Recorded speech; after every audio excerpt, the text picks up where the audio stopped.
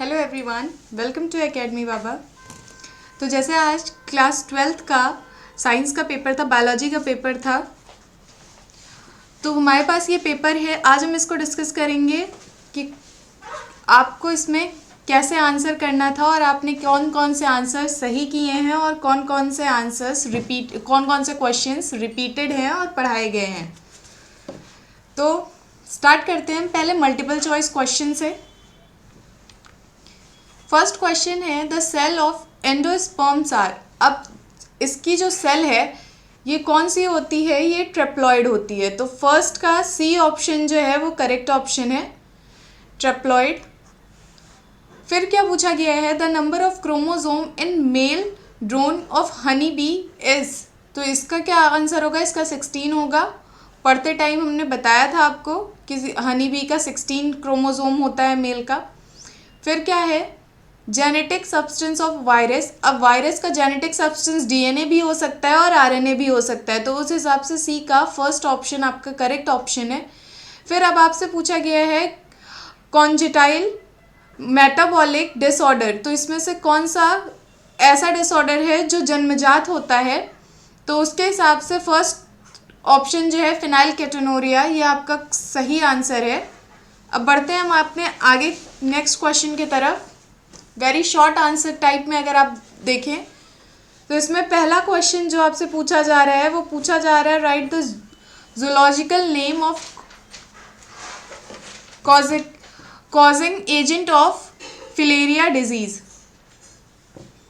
तो इसमें आपसे पूछा जा रहा है कि जो ये डिजीज़ होती है जिसको हम क्या कहते हैं? इसको हम एलिफेंटिस कहते हैं। एलिफेंटिस के बारे में मैंने आपको पिछले सेशन में पढ़ने को बोला था कि एलिफेंटिस इम्पॉर्टेंट है, पूछा जाता है इससे क्वेश्चन।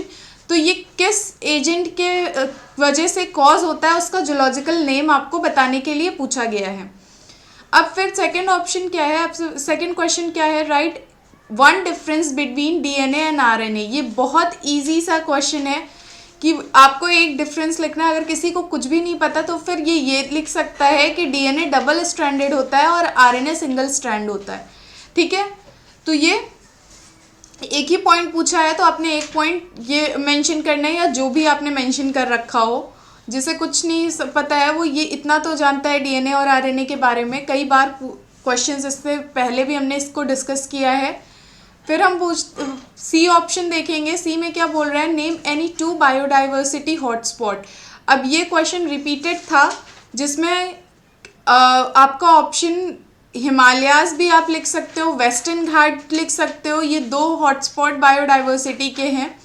तो यहाँ पे आप जिसने हिमालयाज़ वेस्टर्न घाट ये लिखा है उनका सही है। और फिर क्या है? What is the function of Sertoli cell in human testis. अब सर्टोली सेल का फंक्शन पूछा गया है। 1 मार्क्स का क्वेश्चन है तो आप एक या 2 अगर फंक्शन दे देते हो तो भी आपका आंसर सही होता है और आप 1 नंबर पा जाओगे। तो क्या फंक्शन है इसमें सर्टोली सेल का? तो पहली बात वो क्या करती है? वो नरिशमेंट प्रोवाइड करती है किसको? जो ग्रोइंग स्पर्म सेल है, स्पर्मेटोजेनेसिस के प्रोसेस में ये उसको न्यूट्रिशन प्रोवाइड करती है। फिर क्या करती है? ये मूवमेंट में हेल्प करती है किसको? स्पर्मेटोजोआ को, बाय सिक्रेटिंग फ्लूइड। ठीक है, तो ये फंक्शन है, कॉमन फंक्शन है जो इजीली याद होंगे। मे बी शायद काफ़ी लोगों ने ये लिखा भी हो। फिर क्या है? ई ऑप्शन में which enzyme breaks DNA molecule. अब आपसे एंजाइम पूछा है जो डीएनए मॉलिक्यूल को ब्रेक करता है। ठीक है, तो कौन सा एंजाइम होता है जो डीएनए मॉलिक्यूल को ब्रेक करता है? तो वो है हेलिकेज। फिर अब हम देखते हैं क्वेश्चन नंबर 3 को। इसमें आपका पहला क्वेश्चन आपसे पूछा गया है right 4 nucleotide units of DNA. अब डीएनए के 4 न्यूक्लियोटाइड्स कौन कौन से होते हैं? आपका होगा एडेनिन होता है ए से, साइटोसिन होता है सी से, ग्वानिन होता है जी से और थाइमिन होता है टी से। तो ये 4 न्यूक्लियोटाइड यूनिट थे डीएनए के। फिर अब क्या है? Describe the food chain with diagram. अब आपको फूड चेन डिस्क्राइब करनी है डायग्राम के साथ। ये भी रिपीटेड क्वेश्चन है और डिस्कस्ड भी है। कल आप इससे पहले जो सेशन हुआ था उसमें मैंने आपको बताया भी था कि कौन कौन से इम्पॉर्टेंट क्वेश्चंस हैं और कौन कौन से इम्पॉर्टेंट टॉपिक्स हैं, उसमें फूड चेन भी आपको बताया गया था। तो इसमें आपको डायग्राम के थ्रू बताना था फूड चेन को। फिर क्या पूछा गया है, आप central dogma of molecular biology से क्या समझते हैं।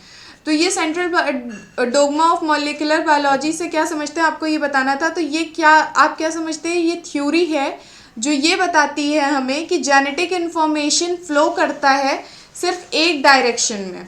किसमें, अगर वो डीएनए से आरएनए में जा रहा है फिर आरएनए से प्रोटीन में जाएगा, या तो अगर आरएनए में डायरेक्टली जा रहा है तो आरएनए से प्रोटीन में जाएगा।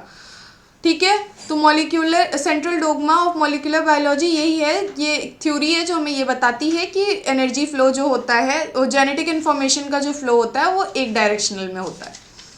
ठीक, फिर डी ऑप्शन में क्या, डी क्वेश्चन आपसे क्या पूछ रहा है, write the name of any one disease caused by mosquito and describe it's control. ये क्वेश्चन भी आपका रिपीटेड क्वेश्चन है और डिस्कस्ड भी है। ये क्वेश्चन आपका रिपीटेड भी है और डिस्कस्ड भी है। तो यहाँ पे आपसे क्या पूछा गया है, ये रिपीटेड 2019 का क्वेश्चन है। देखो क्वेश्चंस काफ़ी रिपीट हुए हैं, काफ़ी क्वेश्चन 2019 से रिपीट हुए हैं, लेकिन किया क्या गया है कि उनका बस थोड़ा सा लैंग्वेज चेंज कर दिया गया है, तो थोड़ी सी कन्फ्यूज़न हो जा रही है। ठीक है, तो यहाँ पे क्या पूछा गया है, आपको एक डिजीज़ बताना है, तो मलेरिया आप बता सकते हैं। मलेरिया के क्या आप उसको प्रिवेंट करने के लिए क्या क्या चीज़ें आप यूज़ करते हैं, कौन कौन से प्रिकॉशंस आप लेते हैं, आप उसको मेंशन कर देंगे। जैसे कि आप क्या करते हैं, पेस्टिसाइड वगैरह करवाते हैं, फिर क्या करवाते हैं कि जो जहाँ पानी इकट्ठा होता है आप उसको रिमूव करते हैं। तो इन टाइप की चीज़ें आप करते हैं। मॉस्किटो नेट यूज़ करते हैं सोते टाइम ताकि आपको मच्छर ना काटे। तो जो भी चीज़ें आपने यहाँ लिखी होंगी अपने अपने हिसाब से। फिर अब ई में क्या पूछा गया, व्हाट इज़ बायो इन्फॉर्मेटिक्स। तो अब आपसे बायो इन्फॉर्मेटिक्स के बारे में पूछा गया है, तो इसको आपको एक्सप्लेन करना था। ये it is a science storing and analysing large amount of biological importance. ठीक है, या इसको आप अपने लैंग्वेज में भी बता सकते हैं जिसने बताया हो, लेकिन इसका कॉन्सेप्ट यही है कि बायो इन्फॉर्मेटिक्स जो है वो एक ऐसी साइंस है जिसमें स्टोर किया जाता है, एनालाइज किया जाता है large amount of biological information को। ठीक है, अब हम बढ़ते हैं क्वेश्चन नंबर 4 की तरफ। तो देखेंगे हम, तो क्या पूछा गया है, describe the role of animals in pollination. ये भी क्वेश्चन रिपीटेड है, बस चेंज करके, और डिस्कस्ड भी है। अभी प्रीवियस सेशन में ही मैंने आपको बताया था कि पॉलिनेशन इम्पॉर्टेंट है। इसमें आपको टाइप्स ऑफ पॉलिनेशन या एजेंट्स ऑफ पॉलिनेशन पूछा जा सकता है। तो अब इसमें आपसे रोल ऑफ एनिमल्स पूछ लिया है। आपसे क्या, कौन कौन से एजेंट होते हैं, विंड, वाटर और इंसेक्ट के बजाय आपसे क्या पूछ लिया है, डायरेक्ट आपसे एनिमल पूछ लिया है। इसलिए थोड़ी सी कंफ्यूजन हो सकती है, बट इसका आंसर वही होगा जो बी का होता है। बी रिस्पॉन्सिबल है, हनी बी होती हैं ये सब जो पॉलिनेशन करवाती हैं। फ्लाइज होती हैं, बटरफ्लाइज होती हैं। तो ये सब जो बटरफ्लाइज हैं ये जो पॉलिनेशन कराती हैं, जाके बैठती हैं, नेक्टर सक करती हैं और उनके बॉडी पे पॉलन स्टिक हो जाता है, और फिर ये जब दूसरे फ्लावर पे जाती हैं उसके स्टिग्मा पे पॉलन लैंड हो जाता है ना। तो इस तरीके से इनका रोल होता है ट्रांसफ़र करने में पॉलन को। अब क्या है, अब पूछा गया है बी में आपको एक डायग्राम बनाना है, लेबल डायग्राम बनाना है। किसका, डाइकोटिलिनस एम्ब्रियो का। तो इसमें आपको डायग्राम बनाना है। और फिर सी में आपसे क्या पूछा गया है, इनकम्प्लीट डोमिनेंस विथ एग्जाम्पल। ये भी डिस्कस्ड क्वेश्चन है और रिपीटेड भी है। यहाँ हमने अभी प्रीवियस सेशन में इसको भी डिस्कस किया था कि इनकम्प्लीट डोमिनेंस क्या होता है और इसका एग्जाम्पल क्या था। एग्जाम्पल आप ही लोगों ने कमेंट भी किया था, स्नैपड्रैगन इसका एग्जाम्पल है, जिसमें क्या रेड और वाइट फ्लावर थे और जब उनको क्रॉस कराया गया तो सडनली पिंक आ गए। फिर अब हम डी ऑप्शन देखेंगे, how do bio fertilizers increase the fertility of soil. अब ये भी क्वेश्चन रिपीटेड है। बायो फर्टिलाइज़र कैसे इंक्रीज करते हैं सॉइल की फर्टिलिटी को आपसे ये पूछा गया है। वो क्या करते हैं, वो एटमॉस्फेरिक नाइट्रोजन को फिक्स करते हैं, और जब फिक्स करते हैं तो उससे क्या होता है, ये स्टिमुलेट करते हैं ग्रोथ को, किसके, ग्रोथ डेवलपमेंट ऑफ प्लांट। तो ये इस तरीके से आपको आंसर करना था, और ये रिपीटेड क्वेश्चन भी था, बस थोड़ा सा तरीका बदल दिया गया था। अब क्वेश्चन नंबर 5 को देखेंगे। 5 के फर्स्ट पार्ट में क्या पूछा गया है, write the note of on Hardy Weinberg principle. ठीक है, तो अब आपसे इसमें नोट बताना है कि ये क्या है। तो ये प्रिंसिपल क्या बताती है, ये प्रिंसिपल हमें ये बताती है कि जो एलील होते हैं और जो जीनोटाइप होती है, फ्रीक्वेंसी होती है पॉपुलेशन में, वो हमेशा कांस्टेंट रहती है generation to generation in absence of the evolutionary influence. ठीक है, जब तक कोई चेंज नहीं होता, कोई इवोल्यूशन नहीं होती है, तब तक क्या होता है, ये जो एलील होते हैं और जीनोटाइप होते हैं वो कॉन्टिन्यूसली एक ही तरह से कांस्टेंट रहते हैं जनरेशन टू जनरेशन।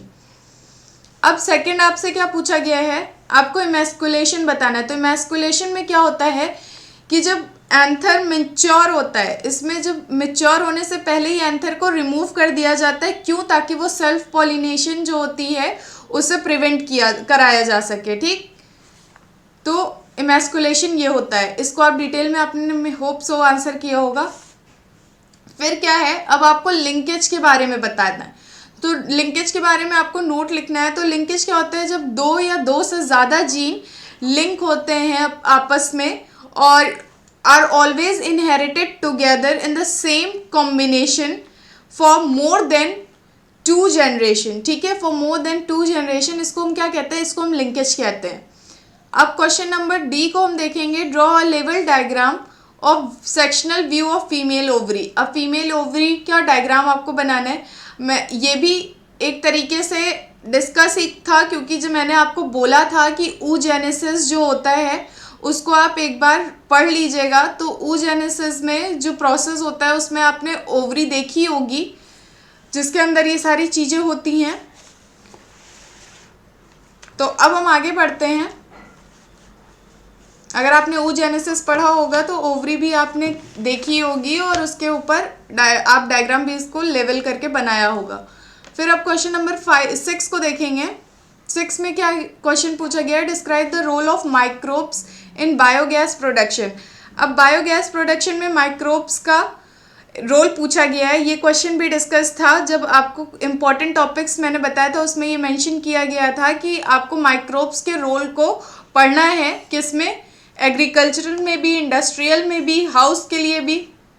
तो ये बायोगैस जो है वो हाउस होल्ड के लिए आता है। तो इसमें क्या वो माइक्रोब्स करते क्या हैं, ये माइक्रोब्स जो है यूज सबसे बेसिक कौन सा होता है, मिथेनोबैक्टीरिया है ना। मिथेनोबैक्टीरिया प्रेजेंट होता है ऑर्गेनिक वेस्ट में, और फिर वो क्या करता है, उस ऑर्गेनिक वेस्ट को डिकम्पोज करता है और फिर मिक्स करता है, वो प्रोड्यूस करता है मिक्स गैसेस को। ठीक है, जिसको हम क्या कहते हैं, उस जो मिक्स्ड गैसेस प्रोड्यूस होती है उसको हम बायोगैस कहते हैं।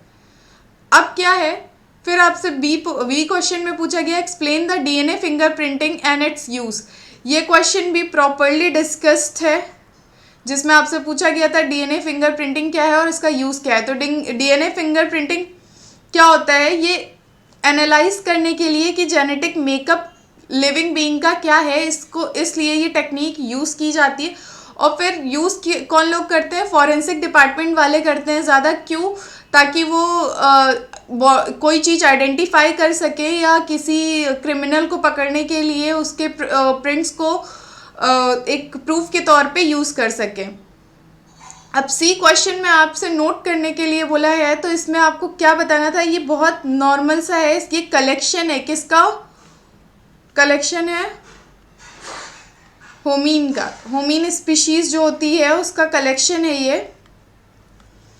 that span the time period from 4.8 to about 2 million year।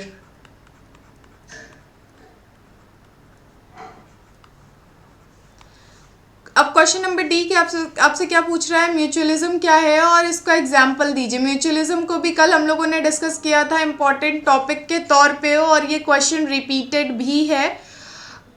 Previous year में ये क्वेश्चन पूछा गया। अगर आपने प्रीवियस ईयर का जो सेशन चल रहा था पेपर सॉल्विंग का, अगर आपने देखा होगा तो आपको पता होगा। इसमें क्या है, म्यूचुअलिज्म में क्या होता है, जब दो ऑर्गेनिज्म एक जगह प्रेजेंट है और उसमें दोनों ऑर्गेनिज्म इक्वली बेनिफिटेड हैं, किसी को नुकसान नहीं हो रहा है किसी की वजह से, तो उसको हम क्या कहते हैं, म्यूचुअलिज्म कहते हैं। ठीक, और इसका एग्जाम्पल क्या है, लाइकन है। लाइकन एल्गी और फंगस के साथ प्रेजेंट होता है, तो किस रिलेशन में, म्यूचुअल रिलेशनशिप में। आगे बढ़ते हैं हम नेक्स्ट क्वेश्चन की तरफ। अब क्वेश्चन नंबर 7 को हम देखेंगे। इसमें क्या है, क्वेश्चन नंबर 7 में आपसे पूछा गया है describe in detail how microbes can use to decrease the use of chemical fertilizer and pesticide. अब ये जो माइक्रोब्स के ऊपर पूछा गया है, ये क्वेश्चन रिपीटेड है 2019 के उससे, लेकिन 19 के पेपर में इसको थोड़ा अलग तरीके से पूछा गया था। यहाँ पे इसका क्वेश्चन का पूछने का तरीका बदल दिया गया है, बट यहाँ पे टॉपिक वही रहेगा कि आंसर आपको उसी तरीके से करना है कि कैसे माइक्रोब्स डिक्रीज करते हैं। ठीक है, तो क्या करते हैं, माइक्रोब्स कैसे यूज़ किए जाते हैं, माइक्रोब्स को बायो फर्टिलाइज़र के तौर पे यूज़ किया जाता है। ठीक, और बायो फर्टिलाइज़र क्या करती है, वो इनरिच करती है किसको, न्यूट्रिशन जो होते हैं, न्यूट्रिएंट्स जो होते हैं सॉइल में, उनको ये इनरिच करती है। और कौन कौन सा मेन सोर्सेस हैं इसके, बैक्टीरिया है, फंजाई है। तो बैक्टीरिया जो है उसमें कौन कौन से, राइजोबियम है, एजिटोबैक्टर है, इस टाइप के जो अलग अलग बैक्टीरिया है उनका क्या रोल है, आपको ये बताना था यहाँ पे क्वेश्चन नंबर। फिर इसी का ऑप्शन क्या है, अब आपको मेंशन करना था ब्रीफ में contribution of biotechnology in human welfare. तो इसमें आपको बताना था ह्यूमन वेलफेयर में बायोटेक्नोलॉजी का क्या, ये सबसे ईजी क्वेश्चन था, क्योंकि बायोटेक्नोलॉजी कैसे यूज़फुल है ये आप सबको पता है। मेडिसिन आपको इसी से मिलती है, फिर एनवायरनमेंट के लिए भी है ये, उसके बाद एग्रीकल्चरल फील्ड में भी है। तो ये सारी चीज़ें बायोटेक्नोलॉजी इन सारी फील्ड में अपना कंट्रीब्यूशन दे के रखा है, तो आपको एक्सप्लेन करना था किस तरीके से हुआ है। ठीक, अब क्वेश्चन नंबर 8 में हम देखेंगे explain the silent feature of human genome. तो आपको यहाँ पे ह्यूमन जीनोम को कुछ साइलेंट फीचर्स आपको बताने थे, जो साइलेंट फीचर्स आपको पता हो आप उसको बता सकते थे। अब describe different assisted reproductive technology, मतलब आपको ATR को यहाँ पे बताना था। और ये क्वेश्चन प्रीवियस ईयर सेशन में मैंने आपको डिटेल में करवाया ही, और आंसर भी लिखा हुआ था इसका कि आपको किस तरीके से डिफाइन करना है, अपने आंसर को किस तरीके से डिस्क्राइब करना है। बस क्वेश्चन पूछने का यहाँ तरीका थोड़ा सा बदला है, बट आंसर वही है। आपको वही सारी चीज़ें बतानी थी, इन विट्रो फर्टिलाइजेशन बताना था, आर्टिफिशियल इंसेमिनेशन बताना था, सैरोगेसी बतानी थी, यही सारे जो डिफरेंट टेक्निक्स होते हैं आपको ये बताना था यहाँ पे। फिर अब हम क्वेश्चन नंबर 9 को देखेंगे, जो हमारे पेपर का लास्ट क्वेश्चन है और जो रिपीटेड के साथ साथ डिस्कस्ड भी है सेशन में। इसके पूरे डिटेल में आंसर भी हुए। रिपीटेड किस तरीके से, आप देखो हर बार कैसे पूछता है, हर बार आपसे सिकल सेल एनीमिया पूछ लेगा, थैलेसीमिया के बारे में पूछ लेगा, हीमोफीलिया के बारे में पूछ लेगा, बट इस बार इन्होंने क्या किया, इन्होंने क्वेश्चन पूछने के तरीके को थोड़ा सा बदल दिया। इन्होंने क्या किया, आपको बोल दिया describe Mendelian disorder in detail. अब आपको इनमें सारे जो भी आपको डिसऑर्डर्स याद थे, कौन कौन से डिसऑर्डर्स थे, आपको वो कम से कम 3 से 4 डिसऑर्डर्स यहाँ पे लिखने थे और उनके बारे में आपको बताना था। तो थैलेसीमिया हो गया, कलर ब्लाइंडनेस हो गया, और उसके बाद फिर हीमोफीलिया हो गया, फिनाइलकेटोनुरिया हो गया, ये सारे जो डिजीज़ थे ये मेंडेलियन डिसऑर्डर्स के ही थे। तो आपको यहाँ पे उस तरीके से आंसर करना था। ये क्वेश्चन रिपीटेड भी है और डिस्कस भी है, बस तरीका थोड़ा सा बदल गया है। अब डिफाइन इकोसिस्टम, अब ये क्वेश्चन भी रिपीटेड है।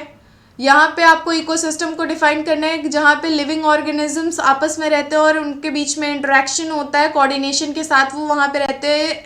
ऐसे फील्ड को हम इकोसिस्टम कहते हैं। आपसे प्रीवियस ईयर क्वेश्चन पेपर में आपसे 2019 में इसमें क्या बताया था कि पॉन्ड के इकोसिस्टम को आपको डिफाइन करने के लिए बोला गया था, और बाकी का क्वेश्चन वही था, बायोटिक और एबायोटिक कंपोनेंट आपको बताने थे डायग्राम के साथ में। तो यहाँ पे उसने पॉन्ड को हटा के पूरा इकोसिस्टम आपसे डिफाइन करने को बोल दिया है, और बायोटिक एबायोटिक कंपोनेंट आपको बताने को बोला है। तो बायोटिक एबायोटिक कंपोनेंट क्या होता है? बायोटिक कौन सा होता है? जो लिविंग हो, एबायोटिक जो नॉन लिविंग हो। तो नॉन लिविंग में आपका वाटर आ जाएगा, वाटर आ जाएगा, लाइट आ जाएगी और सॉइल आ जाएगा, इस टाइप की चीज़ें नॉन लिविंग में आ जाएंगी। बायोटिक के लिए प्रोड्यूसर आ जाएंगे, कंज्यूमर आ जाएगा, डिकम्पोजर आ जाएंगे। तो ये सारी चीज़ें बायोटिक के लिए आ जाएंगी। तो बस ये आपका पूरा क्वेश्चन पेपर के आंसर्स का डिस्कशन था। आई होप आपका पेपर अच्छा गया हो, और कितने क्वेश्चंस रिपीट हुए हैं और किस तरीके से आपका पेपर गया है, हमारे सेशन में आपको कितनी मदद मिली है, प्लीज़ उसको कमेंट कीजिएगा। Thanks for watching.